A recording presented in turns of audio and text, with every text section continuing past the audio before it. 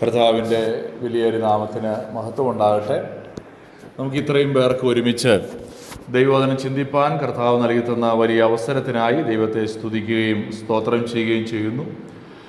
ഇന്നത്തെ ആരാധനയിൽ സംബന്ധിക്കുന്ന എല്ലാവരെയും കർത്താവ് ധാരാളമായി അനുഗ്രഹിക്കുകയും ഇടപെട്ട് ദൈവകൃപയിൽ വളർത്തുകയും ചെയ്യുവാൻ ദൈവം സഹായിക്കട്ടെ എന്ന് പ്രത്യേകമായിട്ട് പ്രാർത്ഥിക്കുന്നു. ഇന്ന് നമ്മുടെ ചിന്താവിഷയം എന്ന് പറയുന്നത് homes that build up by God. ദൈവത്താൽ പണിയപ്പെടുന്നതായിരിക്കുന്ന ഭവനങ്ങൾ എന്നുള്ളതാണ്. Homes that build up by God. ദൈവത്താൽ പണിയപ്പെടുന്നതായിരിക്കുന്ന ഭവനങ്ങൾ. വളരെ പ്രസിദ്ധനായൊരു ചിന്തകനായിരുന്നു മാർക്ക് ട്വെയിൻ. ഒരുപക്ഷെ നിങ്ങൾ ഫിലോസഫിയിലൊക്കെ കേട്ട് കാണാൻ സാധ്യതയുള്ളൊരു പേരാണ് മാർക്ക് ട്വെയിൻ. അദ്ദേഹം ഒരിക്കൽ ഒരു സ്ഥലത്ത് പ്രസംഗിക്കുകയായിരുന്നു. അപ്പോൾ അവിടെ ഈ മോർമോൺസ് എന്ന് പറയുന്ന ഒരു വിഭാഗത്തിൽപ്പെട്ട ആളുകളുണ്ട്.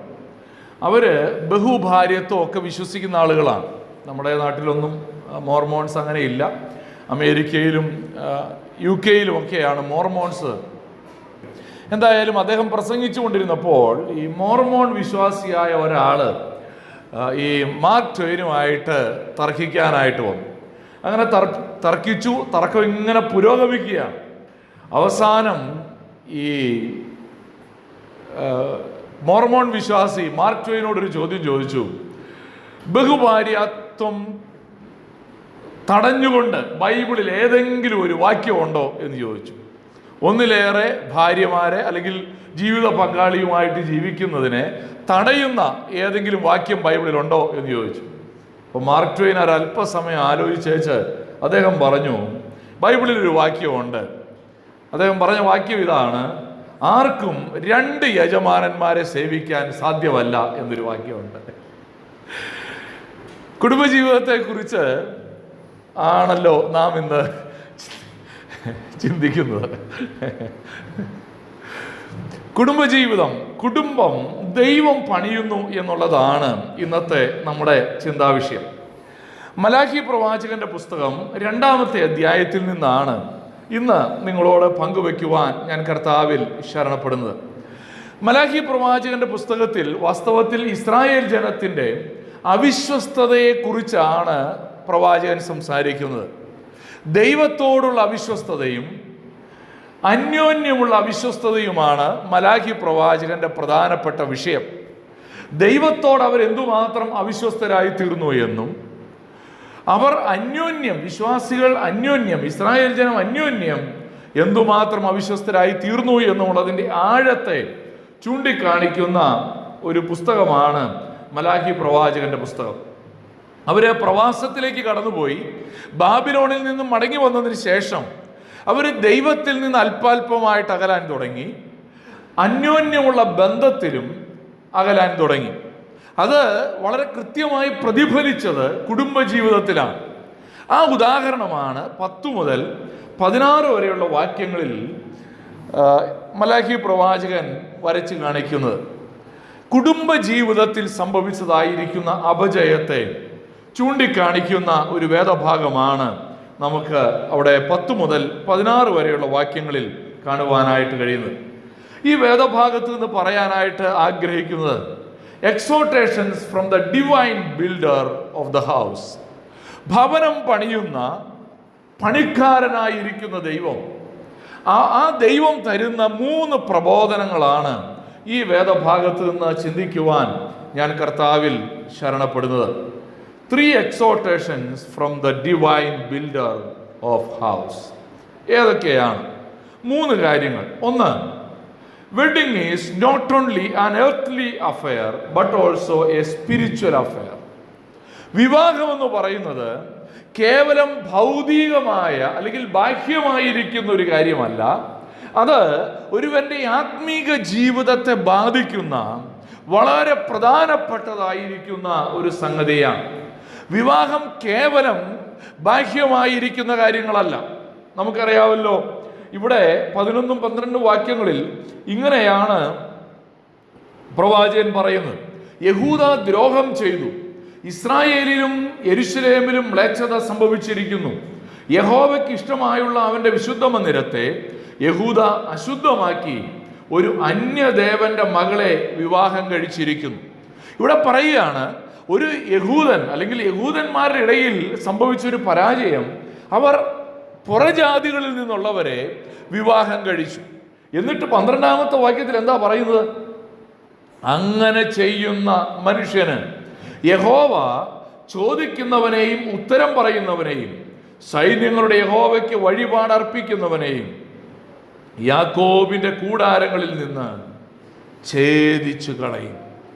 അവരെക്കുറിച്ച് പറയുന്നത്, അവർ യഹോവ ചോദിക്കുന്നവനെയും ഉത്തരം പറയുന്നവനെയും സൈന്യങ്ങളുടെ യഹോവയ്ക്ക് വഴിപാടർപ്പിക്കുന്നവരെയും യാക്കോബിന്റെ കൂടാരങ്ങളിൽ നിന്ന് ഛേദിച്ചു കളയും. എന്താ കാരണം? അവൻ അന്യദേവന്റെ മകളെ വിവാഹം കഴിച്ചിരിക്കുന്നു. പ്രിയപ്പെട്ടവരെ, വിവാഹമെന്ന് പറയുന്നത് കേവലം ബാഹ്യമായിരിക്കുന്ന ഒരു കാര്യമല്ല, അല്ലെങ്കിൽ ഭൗമികമായിരിക്കുന്ന ഒരു കാര്യമല്ല.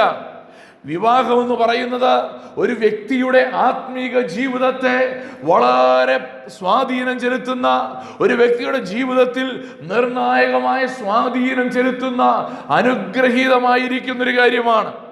അതുകൊണ്ട് ഒരു വ്യക്തിയുടെ വിവാഹമെന്ന് പറയുന്നത് കേവലം ഭൗതികമായൊരു കാര്യമല്ല, അതിനകത്ത് ആത്മീകമായ ഒരു പ്രസക്തിയുണ്ട്.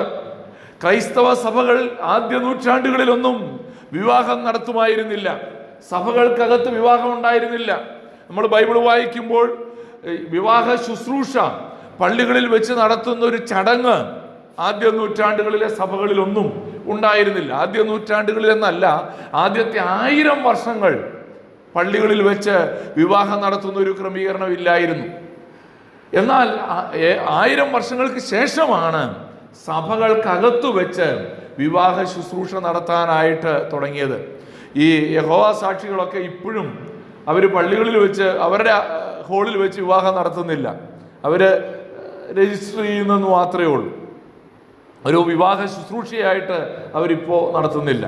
അപ്പോൾ ഞാൻ പറഞ്ഞതിൻ്റെ ചുരുക്കം, ഇതിനെ ഒരു ബാഹ്യമായ അല്ലെങ്കിൽ ലൗകികമായ ഒരു ശുശ്രൂഷയായിട്ടാണ് പലരും കാണുന്നത്.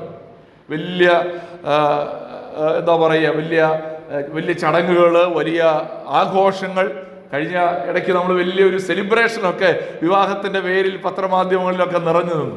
അംബാനിയുടെ മകൻ്റെ വിവാഹം അതൊരു വലിയ ചർച്ചയായിട്ടൊക്കെ മാറി. കാരണം അതിനുവേണ്ടി ചെലവിടപ്പെടുന്ന പണം വലിയ തുകയാണ് എന്നൊക്കെ പറഞ്ഞ് വലിയ ചർച്ച നടക്കുവാനായിട്ടിടയായിട്ടുണ്ട്. അപ്പോൾ വിവാഹത്തെ പൊതുവെ ആളുകൾ ഭൗതികമായൊരു കാര്യമായിട്ടാണ് കാണുന്നത്. ബൈബിളിൽ പറയുന്നൊരു കാര്യമുണ്ട്. മത്തായി 22:30 പുനരുദ്ധാനത്തിൽ അവർ വിവാഹം കഴിക്കുന്നില്ല, വിവാഹത്തിന് കൊടുക്കപ്പെടുന്നതുമില്ല, സ്വർഗത്തിലെ ദൂതന്മാരെ പോലെ അത്രയാകുന്നു. കർത്താവ് പറഞ്ഞൊരു കാര്യമാണ്, വിവാഹം ഉയർത്തെഴുന്നേറ്റ് ചെല്ലുമ്പോൾ അവിടെ ഭാര്യയും ഭർത്താവുമായിട്ടൊന്നും നമ്മൾ സ്വർഗത്തിൽ ജീവിക്കാൻ പോവുകയല്ല. അവിടെ വിവാഹം കഴിക്കുന്നില്ല. യേശുവിൻ്റെ അടുത്തൊരു ചോദ്യം ചോദിച്ചതിൻ്റെ മറുപടിയാ. എന്താ ചോദ്യം? ഒരു സ്ത്രീ ഒരു പുരുഷനെ വിവാഹം കഴിച്ചു, മക്കളില്ലാതെ ഭർത്താവ് മരിച്ചു. അവൻ്റെ സഹോദരനെ അവൾ വിവാഹം കഴിക്കുന്നു. എന്നാൽ ആ വീട്ടിൽ 7 സഹോദരന്മാരുണ്ട്, 7 പേരും ഇതേ സ്ത്രീയെ വിവാഹം കഴിച്ചു.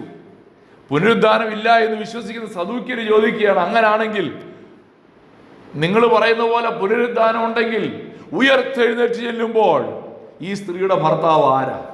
ആ ചോദ്യത്തിന് കർത്താവ് കൊടുത്ത മറുപടിയാണ്, പുനരുദ്ധാനത്തിൽ വിവാഹം കഴിക്കുന്നില്ല, വിവാഹത്തിന് കൊടുക്കപ്പെടുന്നില്ല, സ്വർഗത്തിലെ ദൂതന്മാരെ പോലെ അത്രയാകുന്നു.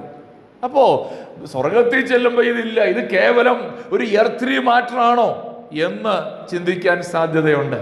എന്നാൽ ഈ വേദഭാഗം നമ്മെ പഠിപ്പിക്കുന്ന ഒരു കാര്യം, നമ്മുടെ ആത്മീക ജീവിതത്തിൽ വിവാഹം ചെലുത്തുന്ന നിർണായകമായ സ്വാധീനമാണ്. നാം ആരെ വിവാഹം കഴിക്കുന്നു എന്നുള്ളത് ബൈബിളിന്റെ ഭാഷയിൽ നമ്മുടെ ആത്മീക ജീവിതത്തിന്റെ ഡെസ്റ്റിനിയെ തീരുമാനിക്കുന്നതായ നിർണായകമായ ഒരു തീരുമാനമാണ്. ഒരിക്കലൊരു ദൈവദാസൻ പറഞ്ഞത് ഇങ്ങനെയാണ്, നിന്റെ വിവാഹമാണ് നിന്റെ ആത്മീക ജീവിതത്തിലെ ഏറ്റവും പ്രധാനപ്പെട്ട തീരുമാനം. എനിക്കറിയാവുന്ന ചില ആളുകളുണ്ട്, വിവാഹത്തിന് മുമ്പ് ഉണ്ടായിരുന്ന ആത്മീയതയിൽ നിന്ന് വിവാഹത്തിന് ശേഷം താഴെ പോയ ആളുകളെ എനിക്കറിയാം. കാരണം അവർ വിവാഹം ചെയ്ത വ്യക്തി വേണ്ടത്ര ആത്മീയ നിലവാരമില്ലാത്ത വ്യക്തിയായിരുന്നു. എന്നാൽ ചില ആളുകളെ എനിക്കറിയാം, വലിയ ആത്മീയ ഉത്സാഹമൊന്നും ഇല്ലാതിരുന്നവരാണ്. അവർ വിവാഹം കഴിഞ്ഞതോടുകൂടെ കർത്താവിനെ കൂടുതൽ അറിയുവാനും കർത്താവിനെ കൂടുതലായി സ്നേഹിക്കാനും കൂടുതൽ ദൈവകൃപയിലേക്ക് കടന്നു വരുവാനുമായിട്ടിടയായിത്തീർന്നു. എന്താ കാര്യം? അവർ വിവാഹം ചെയ്തത് കൂടുതൽ ആത്മീയ നിലവാരമുള്ള ഒരു വ്യക്തിയെയാണ്. ബൈബിളിൽ നമ്മൾ വായിക്കുമ്പോൾ ശലോമോനെ കുറിച്ച് നമ്മൾ കാണുന്നുണ്ട്. ശലോമോൻ എത്ര ശ്രേഷ്ഠനായ ഒരു വ്യക്തിയായിരുന്നു. അവൻ ദൈവത്തോട് പണവും പ്രതാപവും ഒക്കെ ചോദിക്കുന്നതിന് പകരം ദൈവത്തോട് പരിജ്ഞാനത്തിന് വേണ്ടി അപേക്ഷിച്ച വ്യക്തിയാണ്. എന്നാൽ ഇതേ ശലോമോൻ അവൻ ചില വിവാഹങ്ങൾ കഴിച്ചതിൻ്റെ ഫലമായി അവൻ്റെ ജീവിതത്തിൻ്റെ കാഴ്ചപ്പാടുകൾ മാറി, അവൻ്റെ ആത്മീക നിലവാരം മാറി. വിഗ്രഹങ്ങളെ സേവിക്കുന്ന നിലയിൽ പുറജാതികളിൽ നിന്ന് ഭാര്യമാരെ സ്വീകരിച്ചപ്പോൾ അവർക്ക് വേണ്ടി ക്ഷേത്രങ്ങളെ പണിത് അവയെ പൂജിക്കുന്ന ഒരവസ്ഥയിലേക്ക് ശലോമോൻ വീണുപോയതിൻ്റെ കാരണം, അവൻ്റെ ആത്മീക നിലവാരം തകർന്നു പോയതിൻ്റെ കാരണം അവൻ ചെയ്തതായിരിക്കുന്ന വിവാഹ ബന്ധങ്ങളാണ്. പ്രിയപ്പെട്ടവരെ, എത്രയോ കൃത്യമായി ബൈബിൾ നമ്മുടെ മുമ്പിൽ അത് വരച്ചു കാണിക്കുകയാണ്. 2006 ഞാൻ ഈ കഞ്ഞിക്കുഴിയിൽ 1 മാസം താമസിച്ചിട്ടുണ്ട്. 2006 ഈ പള്ളി ഉണ്ടോ? ഉണ്ട്. ഓക്കെ. അപ്പം അന്ന് ഞാൻ ഇവാഞ്ചലിക്കൽ സഭ എന്നൊന്നും കേട്ടിട്ടേ ഇല്ലാത്തൊരു സമയമാണ്. അപ്പോൾ ആ സമയത്ത് ഞാൻ ഈ ജെറുസലേം മർത്തോമ പള്ളിയിൽ ഒരിക്കൽ ഒരു ഞായറാഴ്ച ആരാധനയ്ക്ക് പോയി. ഞാൻ ആദ്യമായിട്ട് ഒരു മർത്തോമ പള്ളിയിൽ ആരാധനയ്ക്ക് പോകുന്ന അന്ന്. അപ്പം അന്ന് അവിടെ അച്ഛൻ അനൗൺസ് ചെയ്തൊരു കാര്യമുണ്ട്. ഇവിടെയുള്ള ചില ആളുകൾ വേറെ ചില സ്ഥലത്ത് പോയി മെഴുകുതിരി കത്തിക്കുകയും ചില കാര്യങ്ങളൊക്കെ ചെയ്യുന്നു. അതൊരു മർത്തോമാക്കാരന് യോജിച്ചതല്ല. അവിടുത്തെ അച്ഛൻ അനൗൺസ് ചെയ്തതാണ്. എന്നിട്ട് അദ്ദേഹം പറഞ്ഞു, നിങ്ങളുടെ ഭാര്യ ഒരുപക്ഷെ അവിടെ നിന്നൊക്കെ വന്നതായിരിക്കും, നിങ്ങളുടെ ജീവിത പങ്കാളി ഒരുപക്ഷെ അവിടെ നിന്നായിരിക്കും നിങ്ങൾ വിവാഹം കഴിച്ചത്. നിങ്ങൾ എന്ത് ചെയ്യരുത്, ആ വഴി പോകാനല്ല എന്ന് പറഞ്ഞാൽ അതിൻ്റെ അർത്ഥം, അച്ഛൻ പറഞ്ഞതിൻ്റെ ആശയം ഇത്രയേ ഉള്ളൂ, അങ്ങനെ പോകാൻ സാധ്യതയുണ്ട്. ചില വർഷങ്ങൾക്ക് മുമ്പ് ഞാൻ ഷാർജയിൽ നമ്മുടെ പള്ളിയിലും ആരാധനയ്ക്ക് പോയി. അപ്പോൾ ഞാൻ ചെന്ന വഴി അച്ഛൻ എന്നോട് പറഞ്ഞ കാര്യം ഇതാ, ബേസിലെ ഈ കാര്യമൊക്കെ ഒന്ന് പറഞ്ഞു. കാരണം നമ്മുടെ ചില ആൾക്കാർ വിവാഹം കഴിച്ചത് ഇങ്ങനൊരു കോണ്ടെക്സ്റ്റിൽ നിന്നാണ് വിവാഹം കഴിച്ചത്. അതുകൊണ്ട് നമ്മുടെ സഹോദരന്മാർക്ക് ഒരു അല്പം ചായവ് ഇപ്പോൾ വരുന്നുണ്ട്. എന്താ പറഞ്ഞു വന്നത്? നമ്മുടെ വിവാഹ ബന്ധങ്ങൾ നമ്മുടെ ആത്മീക ജീവിതത്തിൻ്റെ നിർണായക സ്വാധീനം ചെലുത്തുന്ന ഒരു സംഗതിയാണ്. പഴയ നിയമം നമ്മൾ വായിക്കുമ്പോൾ ഇസ്രായേൽ ജനം കനാൻ ദേശത്തേക്ക് പ്രവേശിക്കാൻ ഒരുങ്ങുമ്പോൾ അവർക്ക് കൊടുത്ത ഒരു പ്രമാണമുണ്ട്. ആവർത്തന പുസ്തകം 7-ാം അധ്യായത്തിൻ്റെ 1 മുതൽ 4 വരെയുള്ള വാക്യങ്ങളിൽ ഇങ്ങനെയാണ് നാം വായിക്കുന്നത്. നീ കൈവശമാക്കുവാൻ ചെല്ലുന്ന ദേശത്ത് നിന്നെ കടത്തുകയും നിന്നേക്കാൾ പെരുപ്പവും ബലവുമുള്ള ജാതികളായ ഹിത്യർ, ഗിർഗശ്യർ, അമോര്യർ, കനാന്യർ, പെരിസ്യർ, ഹിവ്യർ, എബൂസിയർ എന്നീ 7 ജാതികളെ നിന്റെ മുമ്പിൽ നിന്ന് നീക്കിക്കളയുകയും നീ നിന്റെ ദൈവമായ യഹോവ അവരെ നിന്റെ കയ്യിൽ ഏൽപ്പിക്കുകയും നീ അവരെ തോൽപ്പിക്കുകയും ചെയ്യുമ്പോൾ അവരെ നിർമൂലമാക്കി കളയണം. അവരോട് ഉടമ്പടി ചെയ്യുകയോ കൃപ കാണിക്കുകയോ അരുത്. അവരുമായി വിവാഹബന്ധം ചെയ്യരുത്. നിന്റെ പുത്രിമാരെ അവരുടെ പുത്രന്മാർക്ക് കൊടുക്കുകയോ അവരുടെ പുത്രിമാരെ നിന്റെ പുത്രന്മാർക്ക് എടുക്കുകയോ ചെയ്യരുത്. എന്നിട്ട് 4-ാം വാക്യത്തിൽ പറയുകയാണ്, അന്യ ദൈവങ്ങളെ സേവിപ്പാൻ തക്കവണ്ണം അവർ നിന്റെ പുത്രന്മാരെ എന്നോട് അകറ്റിക്കളയും. യഹോവയുടെ കോപം നിങ്ങൾക്ക് വിരോധമായി ജ്വലിച്ച് നിങ്ങളെ വേഗത്തിൽ നശിപ്പിക്കും. പ്രിയപ്പെട്ടവരെ, അങ്ങനെ വിവാഹം കഴിച്ചാൽ എന്താ കുഴപ്പമെന്നവിടെ പറയുകയാണ്. അവരെന്ത് ചെയ്യും? സ്വാധീനം ചെലുത്തും. ആ സ്വാധീനം അവർ നിങ്ങളെ ദൈവത്തിൽ നിന്ന് അകറ്റും. ദൈവം വർഗീയവാദി ആയതുകൊണ്ടല്ല കേട്ടോ. ഇതൊക്കെ വായിക്കുമ്പോൾ ചിലപ്പോൾ തോന്നും, ഈ ദൈവം എന്തൊരു വർഗീയവാദിയാ, എല്ലാ മനുഷ്യരും ഒരുപോലെ അങ്ങ് കണ്ടാ പോരെ. It is not about racism, it's about your spirituality. നമ്മുടെ ആത്മീയതയെ കുറിച്ച് ഗൗരവത്തോടെ കാണുന്ന ദൈവം വിവാഹബന്ധത്തിലൂടെ അത് തകരരുത് എന്നാഗ്രഹിക്കുകയാണ്.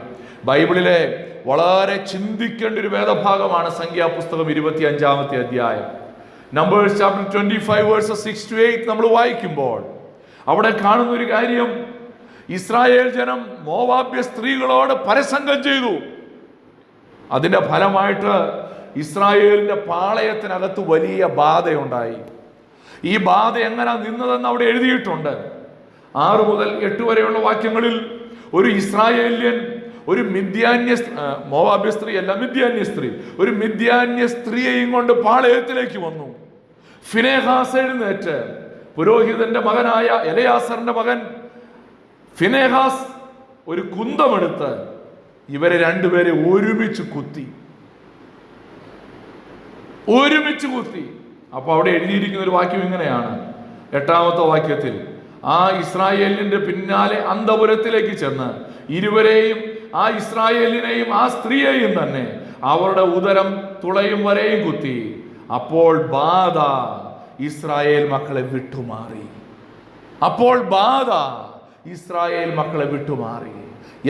ആ ബാധ വിട്ടുമാറിയതിന്റെ കാരണം എന്നാ? അതിനെതിരെ ഇസ്രായേലിൽ ഒരുത്തൻ പ്രതികരിക്കാൻ തയ്യാറായപ്പോഴാ. അതിന്റെ ഗൗരവത്തെ ചൂണ്ടിക്കാണിക്കുന്ന ഒരു കാര്യമാണ്. അതെന്തുമാത്രം സീരിയസ് ആയ ഒരു കാര്യമാണ്. പ്രിയപ്പെട്ടവരെ, എസ്രായുടെ പുസ്തകത്തിൽ ഒരു വാക്യം കൂടെ പറഞ്ഞ് ഞാൻ അവസാനിപ്പിക്കാം.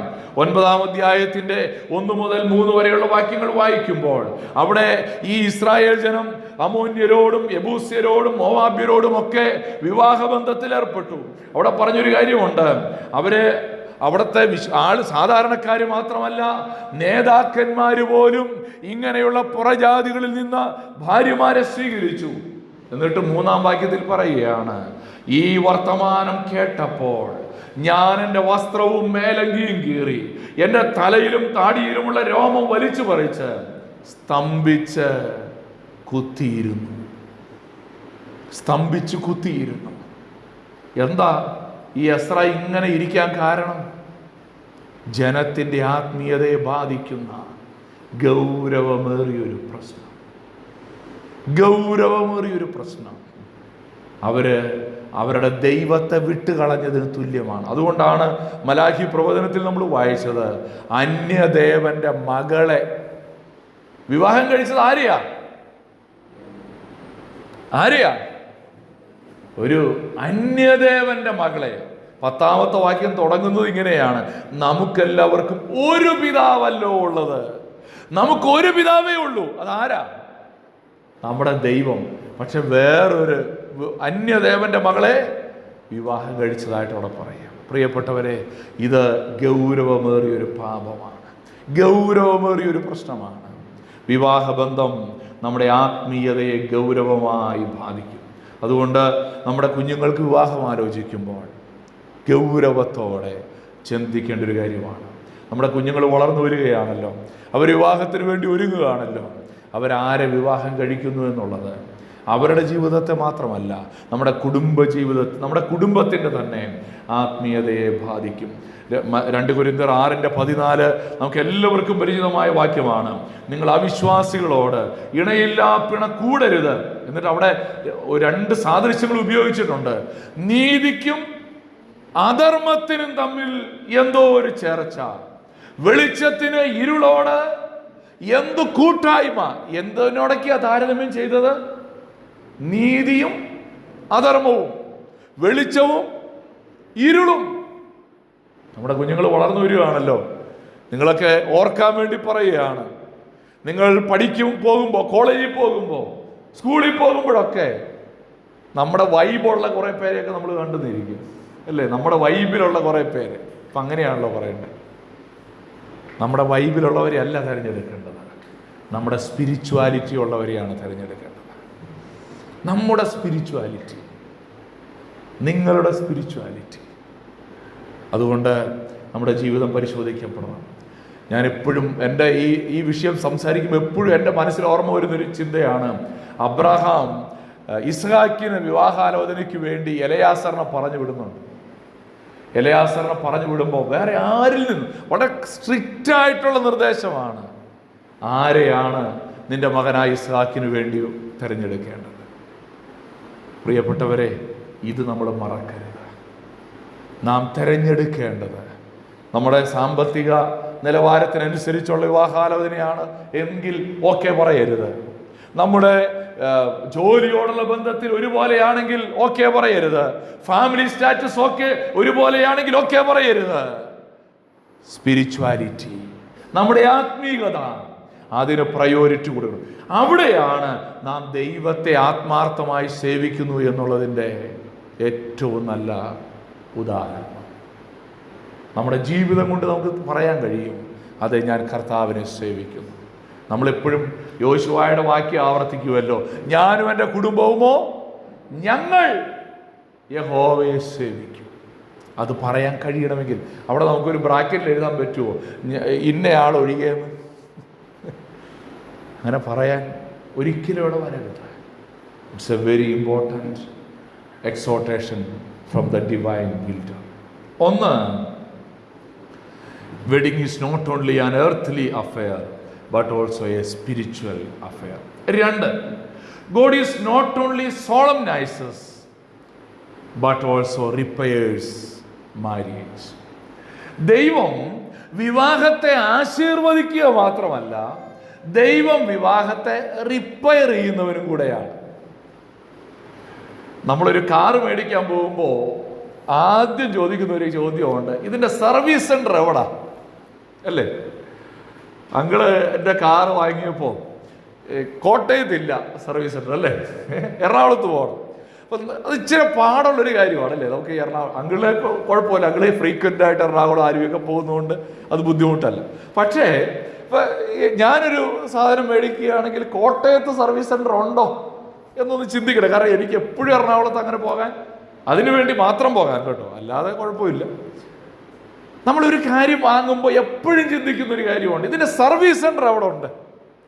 വിവാഹത്തെക്കുറിച്ച് നമ്മൾ ചിന്തിക്കേണ്ട ഒരു പ്രധാനപ്പെട്ട ഒരു കാര്യം, ദൈവം വിവാഹത്തെ ആശീർവദിക്കുക മാത്രമല്ല, അതിനെ റിപ്പയർ ചെയ്യുന്നവനും കൂടെയാണ്. ഞങ്ങളുടെ വിവാഹം നടത്തിയത് കോശി ബിഷപ്പാണ്. അപ്പോൾ കോശി ബിഷപ്പ് വിവാഹം നടത്തിയപ്പോൾ പറഞ്ഞു, പല ആളുകളും ചിന്തിക്കുന്ന ഈ വിവാഹത്തിൻ്റെ പ്രധാന പരികർമ്മി, അങ്ങനെയാണല്ലോ മലയാളത്തിൽ പറയുന്നത്, പരികർമ്മി ഈ അച്ഛന്മാരോ ബിഷപ്പുമാരോ ഒക്കെ ആണെന്നാണ് പലരും വിചാരിക്കുന്നത്. പക്ഷെ അദ്ദേഹം പറഞ്ഞു, വിവാഹം യഥാർത്ഥത്തിൽ നടത്തുന്നത് ദൈവമാണ്. God solemnises marriage. വിവാഹത്തെ യഥാർത്ഥത്തിൽ ആശീർവദിക്കുന്ന ദൈവമാണ്. സദൃശവാക്യങ്ങൾ 4:12 നമ്മൾ വായിക്കുന്നുണ്ടല്ലോ, മുപ്പിരിച്ചരട് വേഗത്തിൽ അറ്റുപോകയില്ല. ഏതായി മുപ്പിരിച്ചരട്? ഭാര്യയും ഭർത്താവും പിന്നെ ദൈവവും. ഭാര്യയും ഭർത്താവും ദൈവവും ഒരുമിച്ച് വരുന്നതാണ് യഥാർത്ഥ വിവാഹം. ആ വിവാഹം ആശീർവദിക്കുന്ന ദൈവമാണ്. എന്നാൽ ആ വിവാഹത്തിനകത്ത് എന്തെങ്കിലും പ്രശ്നം സംഭവിച്ചാൽ, എന്തെങ്കിലും ബുദ്ധിമുട്ടുകൾ ഉണ്ടായാൽ, അവിടെ പറയുകയാണ്, there is one who repairs. ആരാ? God. നോക്കിയാട്ടെ 13 14 വാക്യങ്ങളിൽ ഇങ്ങനെയാ നമ്മൾ വായിക്കുന്നത്. 13 മുതൽ 15 വരെയുള്ള വാക്യങ്ങൾ. രണ്ടാമത് നിങ്ങൾ ഇങ്ങനെ ചെയ്യുന്നു. ഒന്നാമത് പറഞ്ഞത് അന്യദേവന്റെ മകളെ വിവാഹം കഴിയും. രണ്ടാമതോടെ പറയുകയാണ്, യഹോവ ഇനി വഴിപാട് കടാക്ഷിക്കുകയോ നിങ്ങളുടെ കയ്യിൽ നിന്ന് പ്രസാദമുള്ളത് കൈക്കൊള്ളുകയോ ചെയ്യാതെ വണ്ണം നിങ്ങൾ അവന്റെ യാഗപീഠത്തെ കണ്ണുനീർ കൊണ്ടും കരച്ചൽ കൊണ്ടും ഞരക്കം കൊണ്ടും മൂടിക്കളയുന്നു. എന്നാൽ നിങ്ങൾ അത് എന്തുകൊണ്ട് എന്ന് ചോദിക്കുന്നു. യഹോവ നിനക്കും നീ അവിശ്വസ്തത കാണിച്ചിരിക്കുന്ന നിന്റെ യൗവനത്തിലെ ഭാര്യയ്ക്കും മധ്യേ സാക്ഷിയായിരിക്കുന്നത് കൊണ്ട് തന്നെ അവൾ നിന്റെ കൂട്ടാളിയും നിന്റെ ധർമ്മപത്നിയുമല്ലോ. ലേശം പോലും സുബോധം ശേഷിച്ചിരിക്കുന്ന ഒരുത്തൻ ഒരിക്കലും അങ്ങനെ ചെയ്തിട്ടില്ല. എന്നാൽ ആ ഒരുത്തൻ എന്തു ചെയ്തു? ദൈവം വാഗ്ദാനം ചെയ്ത സന്തതിയെ അവൻ അന്വേഷിച്ചു. നിങ്ങളുടെ ഉള്ളിൽ സൂക്ഷിച്ചു കൊള്ളുവിൻ, തൻ്റെ യൗവനത്തിലെ ഭാര്യയോട് ആരും അവിശ്വസ്തത കാണിക്കരുത്. ഇവിടെ ദൈവം എവിടെ നിൽക്കുന്നതെന്നാണ് എഴുതിയിരിക്കുന്നത്? മധ്യേ നിൽക്കുന്നു. ഒരു ഭാര്യയും ഭർത്താവും തമ്മിൽ ഉള്ള ഒരുമിച്ചുള്ള കുടുംബജീവിതത്തിനകത്ത് ഒരു പ്രതിസന്ധി ഉണ്ടായാൽ അവിടെ പറയുകയാണ്, ദൈവം എവിടെ നിൽക്കുന്നേ? കയ്യും കെട്ടി മാറി നോക്കട്ടെ എവിടം വരെ പോകുമെന്ന്, അങ്ങനെയാണോ? അല്ല, മധ്യത്തിൽ നിൽക്കുകയാണ്, ഇടയ്ക്ക് നിൽക്കുക എന്ന് പറഞ്ഞാൽ ഭാര്യയുടെ കണ്ണുനീര് വീഴാൻ ഭർത്താവ് കാരണമായാൽ ഭർത്താവിനോട് ചോദിക്കാൻ ദൈവം മധ്യത്തിൽ നിൽക്കുന്നു. നിന്റെ ഭർത്താവിന്റെ കണ്ണുനീര് വീഴാൻ നീ കാരണമായാൽ നിന്റെ ദൈവം നിന്റെയും നിന്റെ ഭർത്താവിന്റെയും ഇടയിൽ നിൽക്കുന്നു. എന്നിട്ട് പറയുകയാണ്, നിന്റെ ഭാര്യയ്ക്ക് മധ്യേ സാക്ഷിയായിരുന്നത് കൊണ്ട് തന്നെ. വിവാഹ ശുശ്രൂഷയിൽ ഈ സാക്ഷി ഒപ്പിടുക എന്ന് പറഞ്ഞൊരു പരിപാടി ഉണ്ടല്ലോ അല്ലേ?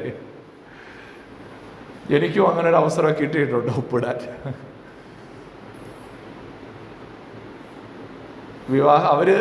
ഞങ്ങള് സാക്ഷി ഒപ്പിട്ട ആൾക്കാർ ഇപ്പൊ കാനഡയിലാണ്. അവരുടെ മധ്യ നിൽക്കാൻ ഞങ്ങളെ കൊണ്ട് പറ്റില്ല. പക്ഷേ മധ്യത്തിൽ നിൽക്കുന്നൊരു ദൈവമുണ്ട്. God not only solemnizes but also repairs. ഇടയ്ക്ക് നിന്നിട്ട് എന്താ നിന്റെ ഭാര്യയുടെ അവിടെ പറയാണ്, യാഗപീഠത്തെ കണ്ണുനീര് കൊണ്ടും നീ നിന്റെ ജീവിത പങ്കാളിയും കൂടെ ഒരുമിച്ച് പ്രാർത്ഥിക്കാനിരിക്കുമ്പോൾ നിന്നെ ഓർത്ത് നിന്റെ ഭാര്യ കരയുന്നുണ്ടെങ്കിൽ അവിടെ തിരുവചനം പറയുകയാണ്, യാഗപീഠത്തെ കരച്ചിലുകൊണ്ട് കണ്ണുനീര് മൂടിക്കളയുന്നു. പ്രിയപ്പെട്ടവരെ, നമ്മുടെ കുടുംബജീവിതത്തെ റിപ്പയർ ചെയ്യാൻ ആഗ്രഹിക്കുന്ന ഒരു സ്വർഗത്തിലെ ദൈവമുണ്ട്. യഹൂദ പാരമ്പര്യത്തിൽ വിവാഹത്തിനകത്തൊരു വലിയ പ്രശ്നം, അവര് സ്ത്രീകളെ ഒരു വ്യക്തിയായിട്ടല്ല കണ്ടുകൊണ്ടിരുന്നത്, ഒരു വസ്തുവായിട്ടാണ് കണ്ടുകൊണ്ടിരുന്നത്. വ്യക്തിയായിട്ടല്ല, ഒരു വസ്തുവായിട്ടാണ് കണ്ടുകൊണ്ടിരുന്നത്. സ്ത്രീകൾക്ക് യാതൊരു അവകാശവും ഇല്ല, ഒരവകാശവും ഇല്ല. ഭർത്താവിന്റെ കീഴിൽ ഒരടിമയെ പോലെ കാണുന്ന ഒരു കോണ്ടെക്സ്റ്റാണ് യഹൂദന്മാർക്കുള്ളത്. ആ കോണ്ടെക്സ്റ്റിൽ നിന്നുകൊണ്ടാണ് ഇവിടെ ഈ കാര്യങ്ങൾ പറയുന്നത്. എന്നാൽ യേശു കർത്താവ് പുതിയ നിയമത്തിലേക്ക് വന്നപ്പോൾ പരിശുദ്ധാത്മാവ് ലേഖനങ്ങളിലൂടെ നമ്മളെ പ്രബോധിപ്പിച്ചത് അങ്ങനല്ല. ലേഖനങ്ങളിലൂടെ നമ്മളെ പഠിപ്പിക്കുന്നത്, പുതിയ നിയമത്തിലൂടെ നമ്മെ പഠിപ്പിക്കുന്നത് അന്യോന്യം. ഇന്ന് നമ്മൾ മനഃപ്പാഠമായിട്ട് എഫേസ്യ ലേഖനത്തിൽ വായിച്ചൊരു വാക്യമുണ്ട്, അന്യോന്യം. റെസിപ്രോക്കൽ റിലേഷൻഷിപ്പാണ്. റെസിപ്രോക്കൽ എന്ന് പറഞ്ഞാൽ എന്താ? ഭർത്താവിന് വേണ്ടി ഭാര്യ എന്നല്ല, ഭാര്യയ്ക്ക് വേണ്ടി ഭർത്താവ് എന്നല്ല, ഭാര്യയ്ക്ക് ഭർത്താവിനെ, ഭർത്താവിന് ഭാര്യയെ അന്യോന്യം കോംപ്ലിമെന്റ് ചെയ്യുകയാണ്.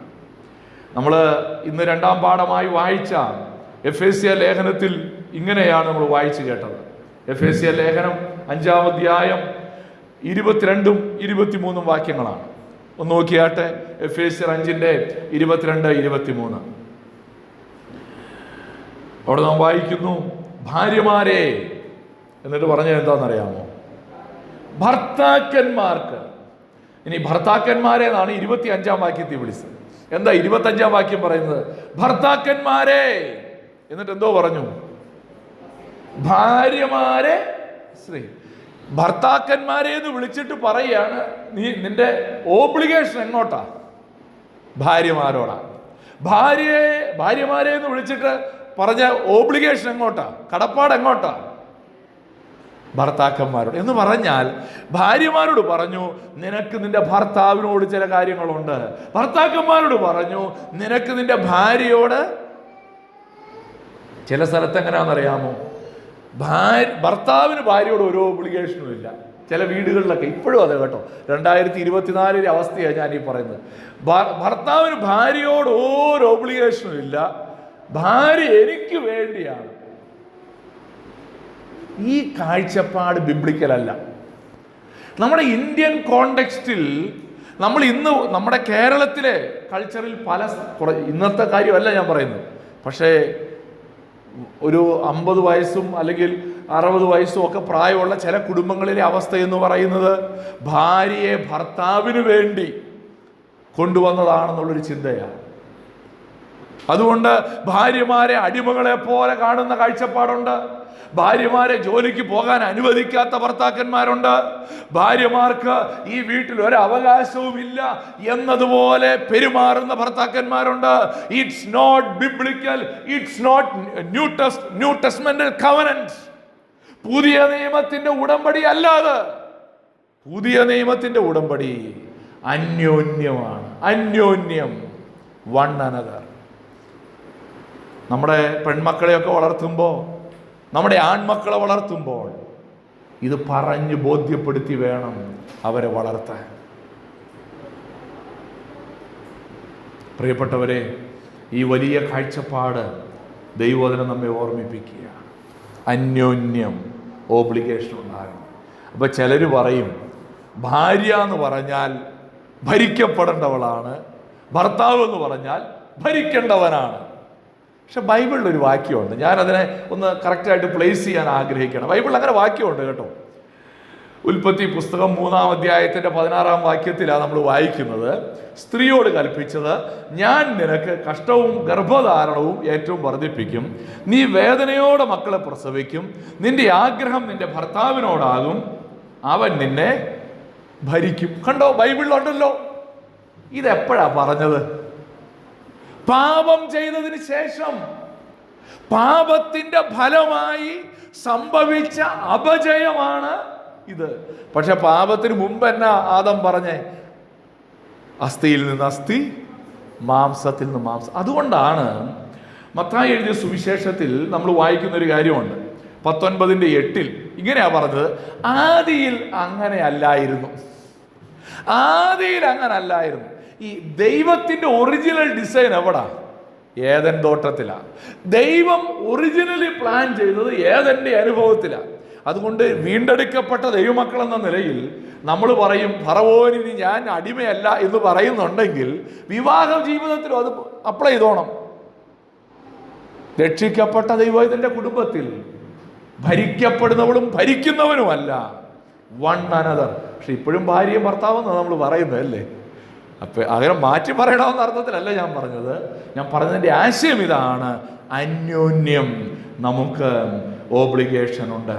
പ്രിയപ്പെട്ടവരെ, ഇത് ബൈബിളിൻ്റെ അതിപ്രധാനമായ ഒരു സംഗതിയാണ്. അവിടെ മലാഖി പ്രവാചകൻ പറയുന്ന മറ്റൊരു വളരെ ഗൗരവമായൊരു പ്രശ്നമാണ് അവിശ്വസ്തത. യഹൂദ പുരുഷന്മാർ തൻ്റെ യൗവനത്തിലെ ഭാര്യയോട് അവിശ്വസ്തത കാണിച്ചു. ആ കോണ്ടെക്സ്റ്റിലാണ് വേറൊരു അന്യദേവന്റെ മകളെ വിവാഹം കഴിക്കുന്നതിനെ കുറിച്ച് അവിടെ പറഞ്ഞത്. ഈ ഹെൻറി ഫോർഡ് നിങ്ങൾക്ക് എല്ലാവർക്കും അറിയാം, ഫോർഡ് കമ്പനിയുടെ ഫൗണ്ടറാണ്. അപ്പോൾ അദ്ദേഹത്തോട് ഒരിക്കൽ ഒരാൾ ചോദിച്ചു, അദ്ദേഹത്തിൻ്റെ വിവാഹ വാർഷികത്തിൻ്റെ 50ാമത്തെ ആനിവേഴ്സറിയാണ്. വിവാഹത്തിൻ്റെ 50ാമത്തെ ആനിവേഴ്സറി നടക്കുകയാണ്. അപ്പോൾ ആനിവേഴ്സറിയുടെ സമയത്ത് ഒരാൾ ചോദിച്ചു, ഈ നിങ്ങളുടെ വിവാഹം ഇത്ര ദീർഘകാലം നിലനിൽക്കാൻ കാരണം എന്താ? അമേരിക്കൻ കൾച്ചറിൽ 50 വർഷമൊക്കെ വിവാഹം നീണ്ടു നിൽക്കാൻ കാരണം എന്താണെന്ന് ചോദിച്ചപ്പോൾ അദ്ദേഹം പറഞ്ഞ ഒരു മറുപടി ഇങ്ങനെയാണ്, just the same as in the automobile business, stick to one model. Automobile ബിസിനസ്സിലേതുപോലെ തന്നെയാണ്, ഒരു മോഡലിൽ തന്നെ എന്ത് ചെയ്തോണം, സ്റ്റിക്ക് ചെയ്യണം. എന്ന് പറഞ്ഞാൽ നിനക്ക് ഒരു പങ്കാളിയെ ഉണ്ടാകാൻ പാടുള്ളൂ. Stick to one model. പ്രിയപ്പെട്ടവരെ, വളരെ ഗൗരവത്തോടെ ബൈബിൾ പഠിപ്പിക്കുന്നൊരു കാര്യമാണ് കുടുംബജീവിതത്തിനകത്തെ വിശ്വസ്തത. പരാജയമുണ്ടായാൽ നിന്റെ നേരെ വിരൽ ചൂണ്ടുന്നൊരു ദൈവമുണ്ട്. നിന്നോട്, നിനക്കും നിന്റെ പങ്കാളിക്കും ഇടയിൽ സാക്ഷിയായി നിൽക്കുന്നൊരു ദൈവമുണ്ട്. ഈ വലിയ യാഥാർത്ഥ്യം ഞാൻ നിങ്ങളും അംഗീകരിച്ചേ മതിയാകും. 2 കാര്യങ്ങളാണ് ഞാൻ പറഞ്ഞത്. ഒന്ന്, wedding is not only a earth affair but also a spiritual affair. 2, God is not only a solemnizer but a repairer. Not only solemnizes but also repairs. 3, God not only hates divorce but also wants the parties. വിവാഹം മോചിക്കുമ്പോൾ അല്ലെങ്കിൽ വിവാഹമോചനം നടത്തുമ്പോൾ ദൈവം അത് വെറുക്കുന്നു എന്ന് മാത്രമല്ല, ദൈവം ചില മുന്നറിയിപ്പുകളും അതോട് ചേർത്ത് തരുന്നുണ്ട്. നോക്കിയാട്ടെ 16ാമത്തെ വാക്യം, ഞാൻ ഉപേക്ഷണം വെറുക്കുന്നു എന്ന് ഇസ്രായേലിന്റെ ദൈവമായ യഹോവ അരുളി ചെയ്യുന്നു. അത് ചെയ്യുന്നവൻ തൻ്റെ വസ്ത്രം സാഹസം കൊണ്ട് മൂടുന്നു എന്ന് സൈന്യങ്ങളുടെ യഹോവ അരുളി ചെയ്യുന്നു. ആ വാക്യം അവസാനിക്കുന്നത് സൂക്ഷിച്ചു കൊള്ളുവീൻ എന്ന് പറഞ്ഞാണ്. സൂക്ഷിച്ചു കൊള്ളുവീൻ. അപ്പോ ഡിവോഴ്സ് ഇന്ന് നമുക്കറിയാമല്ലോ, നമ്മുടെ സമൂഹത്തിൽ ഇത് കോമണായി മാറിയിരിക്കുകയാണ്. കോമണായി മാറി. ഞാനൊരു പുസ്തകം വായിച്ചു, ഈ വിവാഹ ജീവിതത്തെക്കുറിച്ച്. അപ്പോൾ അതിനകത്ത് പുസ്തകം എഴുതിയ ആള് പറഞ്ഞിരിക്കുകയാണ്, അമേരിക്കയിലൊക്കെ ഇപ്പോൾ ഒത്തിരി ഡിവോഴ്സ് ഉണ്ടെന്ന് കേൾക്കുന്നു. കുറച്ച് പഴയ പുസ്തകമാണ് കേട്ടോ. അദ്ദേഹം എഴുതിയിരിക്കുകയാണ്, പഴയ പുസ്തകം എന്ന് പറഞ്ഞാൽ ഒരുപാട് പഴക്കമൊന്നുമില്ല, ഒരു 20 വർഷമൊക്കെ പഴക്കമുള്ളൊരു പുസ്തകം. അതിൽ എഴുതിയിരിക്കുകയാണ്, അമേരിക്കയിലൊക്കെ ഒരുപാട് ഡിവോഴ്സ് ഉണ്ടെന്ന് കേൾക്കുന്നു, നമ്മുടെ നാട്ടിലും വന്ന് തുടങ്ങി. ഇപ്പം നമ്മൾ ആ സ്റ്റേറ്റ്മെന്റ് എങ്ങനെ എഴുതണം? അമേരിക്കയിൽ ഇപ്പോൾ ഡിവോഴ്സ് കുറവാണെന്നാണ് പറയുന്നത്, കാരണം അവിടെ ആരും വിവാഹം കഴിക്കുന്നില്ല. ഇവിടെ അവിശ്വാസികളുടെ ഭവനത്തിൽ മാത്രമല്ല, ദൈവമക്കളെന്ന് പറയുന്നവരുടെ ഭവനങ്ങളിൽ പോലും ഡിവോഴ്സിന്റെ റേറ്റ് വളരെ കൂടുതലാണ്. ഇവിടെ മലാഖി പ്രവാചകൻ പറയുന്നത് എന്താണ്? ഞാൻ ഉപേക്ഷണം വെറുക്കുന്നു എന്ന് മാത്രമല്ല, എന്നിട്ട് പറയുകയാണ്, അത് ചെയ്യുന്നവൻ തൻ്റെ വസ്ത്രം സാഹസം കൊണ്ട് മൂടുന്നു. അതൊരു വേർഡ് പ്ലേ ആണ്, വാക്കുകൾ കൊണ്ട് പ്രവാചകൻ കളിക്കുന്നൊരു കളിയാണ്. അദ്ദേഹം പറയുന്നത് ഇങ്ങനെയാണ്, വിവാഹം എന്ന് പറഞ്ഞാൽ നീ നിന്റെ ജീവിത പങ്കാളിയെ മൂടുകയാണ് ചെയ്യുന്നത്. എന്നാൽ നീ വിവാഹമോചനം നടത്തുമ്പോൾ നീ നിന്നെ തന്നെ സാഹസം കൊണ്ട് മൂടുന്നു, അല്ലെങ്കിൽ പാപം കൊണ്ട് മൂടുന്നു. പാപം കൊണ്ട് one covers himself with wrong when he divorces his wife. ഒരുവൻ പാപം കൊണ്ട്, തെറ്റുകൊണ്ട് തന്നെ താൻ മൂടുകയാണ് ഡിവോഴ്സിലൂടെ. പ്രിയപ്പെട്ടവരെ, വിവാഹമോചനത്തെ ദൈവം വെറുക്കുകയാണ്. ഇന്ന് നാം വായിക്കേണ്ട സുവിശേഷ ഭാഗം മത്തായി എഴുതിയ സുവിശേഷം 19-ാമത്തെ അധ്യായമാണല്ലോ. ആ വേദഭാഗം നമ്മൾ വായിക്കുമ്പോൾ 3 മുതൽ 9 വരെയുള്ള വാക്യങ്ങളിൽ ഈ യഹൂദന്മാർ യേശുവിൻ്റെ അടുക്കൽ ചോദിക്കുന്നൊരു ചോദ്യമുണ്ട്. പരീശന്മാർ അവൻ്റെ അടുക്കൽ വന്ന് ഏത് കാരണം ചൊല്ലിയും ഭാര്യയെ ഉപേക്ഷിക്കുന്ന വിഹിതമോ എന്ന് അവനെ പരീക്ഷിച്ച് ചോദിച്ചു. യേശുവിനോട് ചോദിച്ചൊരു ചോദ്യമുണ്ട്, ഏത് കാരണം ചൊല്ലിയും ഭാര്യയെ ഉപേക്ഷിക്കുന്നത്? അതെന്താ യഹൂദന്മാർ അങ്ങനെ ചോദിക്കാൻ കാര്യം? അവരുടെ ഇടയിൽ 2 സ്കൂൾ ഓഫ് തോട്ട് ഉണ്ടായിരുന്നു. ഒരു കൂട്ടർ പറഞ്ഞു ഏത് കാരണം ചൊല്ലിയും ഭാര്യയെ ഉപേക്ഷിക്കാം.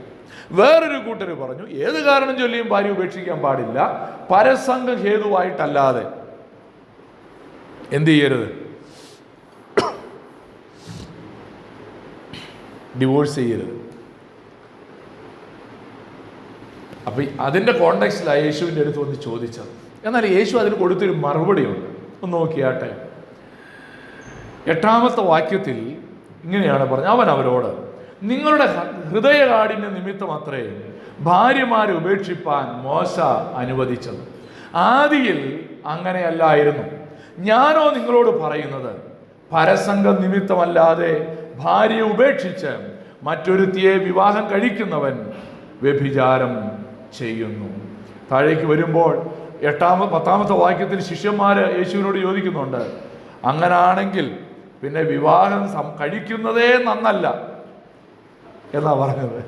പെട്ടെന്നൊരു കൺക്ലൂഷനിലേക്ക് വരികയാണ്, എന്നാ പിന്നെ ഈ പണിക്ക് പോകാതിരിക്കുന്നതല്ലേ നല്ലത്. എന്നാൽ കർത്താവ് അതിന് പറഞ്ഞ മറുപടി എന്താണെന്നറിയാമോ? അവൻ അവരോട്, വരം ലഭിച്ചവർ അല്ലാതെ എല്ലാവരും ഈ വചനം ഗ്രഹിക്കുന്നു. ശരിയാ, വിവാഹം കഴിക്കാതിരിക്കുന്നത് നല്ലതെന്ന് കർത്താവ് എൻഡോഴ്സ് ചെയ്യുകയല്ല ചെയ്തത്. പിന്നെ എന്തോ പറഞ്ഞെന്നറിയാമോ? ഇത് മനസ്സിലാക്കണമെന്നുണ്ടെങ്കിൽ ഒരു ഗിഫ്റ്റ് വേണം. ഇത് മനസ്സിലാക്കണമെന്നുണ്ടെങ്കിൽ ദൈവം എന്താണ് പ്ലാൻ ചെയ്തതെന്ന്, ദൈവം എന്താണ് ഒരുക്കി വെച്ചതെന്ന് തിരിച്ചറിയുവാനായിട്ട് ഇടയായിത്തീരണം. പ്രിയപ്പെട്ടവരെ, ഇന്ന് ദൈവം പണിയുന്ന ഭവനങ്ങൾ, ദൈവത്താൽ പണിയപ്പെടുന്ന ഭവനങ്ങളെ കുറിച്ച് തിരുവചനം പറയുമ്പോൾ ഡിവോഴ്സ്, വിവാഹമോചനം ദൈവം വെറുക്കുകയാണ്. അവർ ചോദിച്ച ആ ചോദ്യമുണ്ടല്ലോ, ഏത് കാരണം ചൊല്ലിയും ഭാര്യ ഉപേക്ഷിക്കാവോ? ഇന്ന് നമ്മുടെ ചുറ്റുപാട് നടക്കുന്ന പല കേസുകളെ കുറിച്ചും നമ്മൾ കേൾക്കുമ്പോൾ ആദ്യം എസ്രാ ഇരുന്ന പോലെ ഇരിക്കാൻ തോന്നും, അല്ലേ? ഇല്ലേ? എസ്രാ ഇരുന്നത് പോലെ ഇരിക്കാൻ തോന്നില്ലേ?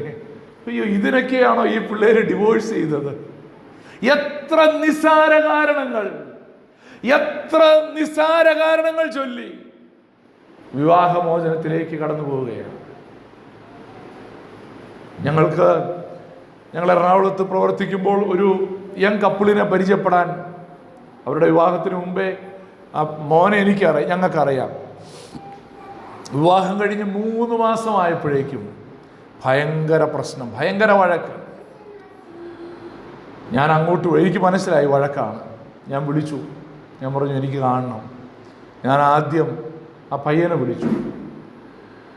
അവൻ കാണിച്ച ഏറ്റവും വലിയ അബദ്ധം, അവൻ രക്ഷിക്കപ്പെട്ട ദൈവവേദിയില്ല, പക്ഷെ വിവാഹം കഴിച്ചത് രക്ഷിക്കപ്പെടാത്തൊരു പെൺകുട്ടിയെയാണ്.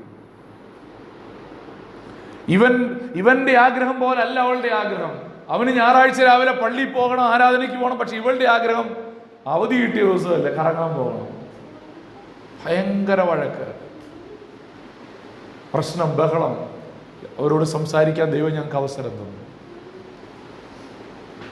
ദൈവം ആ കുടുംബത്തിൽ ഇടപെട്ടു. ഞാൻ അവരോട് പറഞ്ഞൊരു പ്രധാനപ്പെട്ടൊരു കാര്യം ഇതാണ്: ഏത് വിഷയമാണെങ്കിലും നിങ്ങൾ പെട്ടെന്നൊരു തീരുമാനം എടുക്കരുത്. വളരെ സമയമെടുക്കണം. ഞാൻ അവരോട് പറഞ്ഞൊരു കാര്യം, ഞങ്ങളുടെയും വിവാഹം കഴിഞ്ഞ് ഞങ്ങൾ തമ്മിലും അഭിപ്രായ വ്യത്യാസങ്ങൾ ഉണ്ടായിട്ടുണ്ട്. ഞങ്ങൾ ഒരിക്കലും ഐഡിയൽ കപ്പിൾസ് ആയിരുന്നില്ല. ഞങ്ങളുടെ ഇടയിൽ അഭിപ്രായ വ്യത്യാസങ്ങളുണ്ട്, തർക്കങ്ങൾ ഉണ്ടായിട്ടുണ്ട്, വഴക്കുണ്ടായിട്ടുണ്ട്. പക്ഷേ ദൈവകൃപയിൽ ഞങ്ങൾ ആശ്രയിച്ചു. മുറി ഉണക്കുന്നൊരു ദൈവം, റിപ്പയർ ചെയ്യുന്നൊരു ദൈവം, സൗഖ്യമാക്കുന്നൊരു ദൈവമുണ്ട്. വിവാഹം കഴിഞ്ഞ് 14 വർഷം പൂർത്തിയായി കഴിഞ്ഞപ്പോൾ എനിക്കിന്ന് പറയാൻ കഴിയുന്നൊരു കാര്യം, ഞങ്ങളുടെ ജീവിതത്തെ പണിതെടുത്തൊരു സ്വർഗത്തിലെ ദൈവമുണ്ട്. വലിയ പ്രശ്നങ്ങളൊന്നും ഞങ്ങൾ തമ്മിലുണ്ടായിട്ടില്ല, പക്ഷേ ചെറിയ പ്രശ്നങ്ങൾ ഉണ്ടായിരുന്നത് ദൈവം എത്ര ഭംഗിയായി അത് മാറ്റിത്തന്നെന്നറിയാമോ? പ്രിയപ്പെട്ടവരെ, ദൈവം ആശീർവദിക്കുക മാത്രമല്ല, അവൻ സൗഖ്യമാക്കുന്നവനും കൂടെയാണ്. ഒരു ദൈവദാസനെ കുറിച്ച് ഞാൻ വായിച്ചു. അദ്ദേഹത്തിൻ്റെ പേര് റോബർട്ട് മക്കിലൻ എന്നാണ്. റോബർട്ട് മക്കിലൻ ഒരു ബൈബിൾ കോളേജിൻ്റെ വൈസ് പ്രസിഡന്റ് ആയിരുന്നു. അദ്ദേഹം വൈസ് പ്രസിഡന്റായി ജോലി ചെയ്യുമ്പോൾ 55 വയസ്സ് പ്രായമുള്ള സമയത്ത് അദ്ദേഹത്തിൻ്റെ ഭാര്യയ്ക്ക് അൽഷിമേഴ്സ് പിടിപെട്ടു. അദ്ദേഹം തൻ്റെ ജോലി രാജിവെച്ചു. മുഴുവൻ സമയവും തൻ്റെ ഭാര്യയെ ശുശ്രൂഷിക്കാൻ വേണ്ടി അദ്ദേഹം തൻ്റെ ജീവിതത്തെ മാറ്റിവെച്ചു. കൂട്ടുകാരും അദ്ദേഹത്തോട് പറഞ്ഞു, എന്ത് മണ്ടത്തരമാ, നിങ്ങൾക്ക് ഇനിയും അനേക വർഷങ്ങൾ ഈ സെമിനാരിയുടെ വൈസ് പ്രസിഡന്റായിട്ട് പ്രവർത്തിക്കാം. നിങ്ങളുടെ ഭാര്യയെ ശുശ്രൂഷിക്കാൻ ഒരു ഹോം നേഴ്സിനെ അപ്പോയിന്റ് ചെയ്താൽ പോരെ? എന്തിന് നീ ഈ ജോലി കളഞ്ഞിട്ട് പോകണം? നിന്റെ ഭാര്യയെ ശുശ്രൂഷിക്കാൻ ചെന്നാലും നിന്റെ ഭാര്യയ്ക്ക് നിന്നെ തിരിച്ചറിയാൻ കഴിയുന്നില്ലല്ലോ. ഇതെന്റെ ഭർത്താവാണെന്ന് അവൾക്ക് മനസ്സിലാകുന്നില്ലല്ലോ. പിന്നെ എന്തിനാ നീ അവളെ ശുശ്രൂഷിക്കാൻ പോകുന്നത്? റോബർട്ട് മക്കിലൻ പറഞ്ഞ മറുപടി ഇങ്ങനെയാണ്: 30 വർഷങ്ങൾക്ക് മുമ്പ് ഞാൻ ദൈവസന്നിധിയിൽ എടുത്ത ഒരു ഉടമ്പടിയുണ്ട്. സുഖത്തിലും ദുഃഖത്തിലും മരണം നമ്മെ വേർപിരിക്കുന്നത് വരെ ഹല്ലേലൂയ ഞങ്ങൾ വിട്ടുപിരിയുകയില്ല. കഴിഞ്ഞ 30 വർഷം ഞങ്ങളുടെ കുടുംബം സന്തോഷം നിറഞ്ഞ അനുഭവമായിരുന്നു. ആ 30 വർഷവും ഞങ്ങൾ ഒരുമിച്ചാണ് ആ സന്തോഷം അനുഭവിച്ചത്. ഇപ്പോൾ എൻ്റെ ഭാര്യ രോഗബാധിതയാണ്. ഈ സമയത്ത് ഞാൻ അവളെ വിട്ടിട്ട് പോകില്ല. ഈ സമയത്ത് ഞാൻ അവളെ ഉപേക്ഷിക്കില്ല. ഈ സമയത്ത് എനിക്കൊരു ഉത്തരവാദിത്വമുണ്ട്. ഈ ദുഃഖത്തിൻ്റെ സമയം ഞാൻ അവളെ ശുശ്രൂഷിക്കും. Reciprocal obligation. പ്രിയപ്പെട്ടവരെ, നമ്മുടെ കുടുംബങ്ങൾക്കകത്ത് സ്വർഗത്തിലെ ദൈവം തരുന്ന ആലോചനയനുസരിച്ച് കുടുംബജീവിതങ്ങൾ പണിയപ്പെടുവാൻ കർത്താവെ സഹായിക്കണമേ എന്ന് നമുക്ക് പ്രാർത്ഥിക്കാം. ദൈവം ഉപേക്ഷിച്ച് കളയുകയില്ല. ചതഞ്ഞ ഓട ഒടിച്ചു കളയാത്ത, പുകയുന്ന തിരിയെ കെടുത്തിക്കളയാത്ത ഒരു സ്വർഗത്തിലെ ദൈവമുണ്ട്. കണ്ണുകളെ അടച്ച് ഹൃദയങ്ങളെ ദൈവസന്നിധിയിൽ ഏകാഗ്രമാക്കി നമുക്ക് പ്രാർത്ഥിക്കാം. ഹല്ലേലൂയ. ഇതൊരു വലിയ ആത്മീക വിഷയമാണ്. വിവാഹം എന്ന് പറയുന്നത് ഒരു ആത്മീക വിഷയമാണ്. അതിനെ കേവലം ആഘോഷങ്ങളിൽ അല്ലെങ്കിൽ ഭൗതികമായ കാര്യങ്ങളിൽ മാത്രം നമ്മൾ കാണരുത്. അംബാനിയുടെ വിവാഹമൊന്നും നമ്മുടെ മാതൃകയല്ല. നമ്മുടെ മാതൃക വേദപുസ്തകമാണ്. വിശുദ്ധ വേദപുസ്തകം പഠിപ്പിക്കുന്നത് പോലെ ആത്മീക ജീവിതത്തിലെ നിർണായകമായൊരു തീരുമാനമായി വിവാഹത്തെ നോക്കിക്കാണുവാൻ ദൈവം നമ്മെ സഹായിക്കട്ടെ. കർത്താവേ, അതിന് അവിടുന്ന് സഹായിക്കണമെന്ന് നമുക്ക് പ്രാർത്ഥിക്കാം. ദൈവം വിവാഹത്തെ ആശീർവദിക്കുക മാത്രമല്ല, ദൈവം വിവാഹത്തെ മിനുക്കുപണി ചെയ്യുന്നവനും കൂടെയാണ്, കേടുപാട് പോക്കുന്നവനാണ്. ഹല്ലേലൂയ. ഭാര്യമാർക്ക് നിർദ്ദേശങ്ങൾ കൊടുത്തു, ഭർത്താക്കന്മാർക്ക് നിർദ്ദേശങ്ങൾ കൊടുത്തു. വിവാഹ ജീവിതത്തിൽ എന്തെങ്കിലും താളപ്പിഴകളുണ്ടെങ്കിൽ, എന്ത് ചെയ്യണമെന്നുള്ളത് ദൈവത്തിൻ്റെ ആലോചനയാണെങ്കിൽ, നമ്മുടെ കുടുംബജീവിതവും സ്വർഗമാകാൻ, നമ്മുടെ കുടുംബവും സ്വർഗമായി മാറാൻ സ്വർഗത്തിലെ ദൈവം ആഗ്രഹിക്കുന്നു. അതിനായിട്ട് നമുക്ക് സമർപ്പിക്കാം, ദൈവകരങ്ങളിലേക്ക് ഏൽപ്പിച്ചു കൊടുക്കാം. അവസാനമായി നമ്മൾ കണ്ടതുപോലെ ദൈവം വിവാഹമോചനത്തെ വെറുക്കുന്നു എന്ന് മാത്രമല്ല, അതിനെക്കുറിച്ച് ചില മുന്നറിയിപ്പുകളും തരികയാണ്.